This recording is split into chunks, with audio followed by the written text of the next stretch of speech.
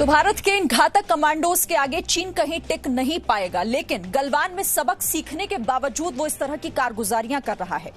आप सुबह 9 बजे ये पूरी खबर और उसका विश्लेषण हम एक्सपर्ट्स के साथ इस पूरी खबर को आपको समझाएंगे कि इसके मायने क्या हैं और कैसे अब चीन के बुरे दिन शुरू हो गए हैं सुबह 9 बजे। लेकिन अभी आप समझिए इसे कि हम दरअसल ऐसा क्यों कह रहे हैं कि एलएसी पर चीन के बुरे दिन शुरू हो चुके हैं, क्योंकि अब हमारे घातक कमांडो का प्रहार चीन का कोई भी सैनिक झेल नहीं पाएगा। क्योंकि घातक कमांडोज की ट्रेनिंग ऐसी होती है कि वो कमांडो फौलाद हो जाते हैं।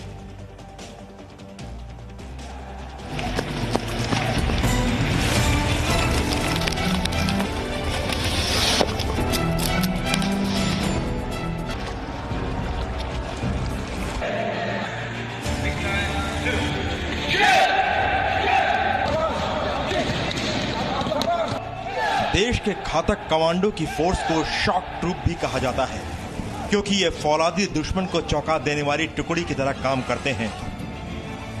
कमांडो ट्रेनिंग में करीब 35 किलो का भार लेकर बिना रुके 40 किलोमीटर तक दौड़ना भी शामिल है।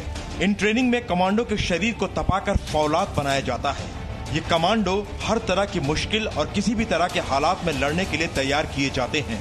कमांडोज को ट्रेनिंग के दौरान पहाड़ों पर चढ़ने, माउंटेन वॉरफेयर, विध्वंस, एडवांस्ड वेपन्स ट्रेनिंग, करीबी मुकाबलों का सामना करने और इन्फेंट्री की रणनीति सिखाई जाती है।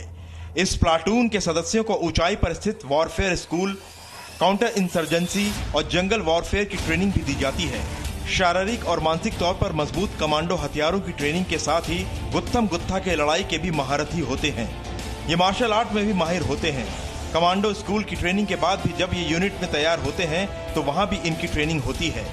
ऊंचाई वाले इलाकों के लिए अलग तरह की ट्रेनिंग और रेगिस्तानी इलाकों के लिए अलग ट्रेनिंग होती है।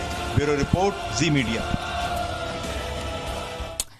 और अब हम आपको दिखाते हैं कि हिंदुस्तान के ये घातक कमांडो कैसे जल, थल और नभ तीनों जगह पर प्रहार करने में पूरी तरीके से सक्षम हैं। ये कमांडोज हर हालात में, हर मुश्किल परिस्थिति के लिए पूरी तरह तैयार हैं।